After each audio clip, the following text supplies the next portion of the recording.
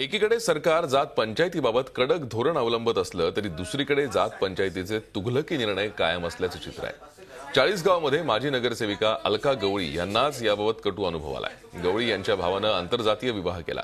अलका गवळी यांच्या मुलीच्या लग्नात भाऊ भगवान औशीकर याच्या उपस्थितीनं नाराज झालेल्या वीरशैव लिंगायत गवळी समाजाकडून गवळी कुटुंबाला वाळीत टाकण्याचा धक्कादायक प्रकार समोर आलाय। अलका गवळी यांनी या प्रकरणी पोलिसांकडे तक्रार केली आहे। त्यावरून धर्मा घुगरे, सखाराम लगडे, बाळप्पा चिपडे, धर्माजी निस्ताने, आनंदा चिपडे या 5 जणांविरुद्ध गुन्हा दाखल झालाय। 21व्या शतकातही समाज पुढारपणाचा बुरखा पांघरून वावरणाऱ्या या गुन्हेगारांना बेड्या घालण्यास दिरंगाई होत असल्याची तक्रार होतीये।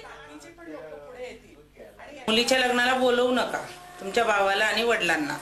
तर मग मी विचारलं, म्हटलं का? तर ते म्हटले का बा ते आंतरजाती विवाह केलेला आहे त्यांनी, म्हणून तुम्ही त्यांना बोलवायचं नाही। तर मग त्यांनी बोलवलं म्हणून त्यांनी आमच्या घरचा बहिष्कार टाकला बा त्यांनी। सदर महिन्याच्या मुलीचं लग्न नुकतंच पार पडलं, त्या लग्नाला मामा म्हणून त्या महिलेने भावाला बोलवलं, म्हणून इथल्या स्थानिक पंचायतीने तिच्या घरावर बहिष्कार टाकला, म्हणून त्या संदर्भात तिने फिर्याद दिल्यावरून गुन्हा दाखल करण्यात आलेला आहे। झी 24 तास रहा एक पाऊल पुढे।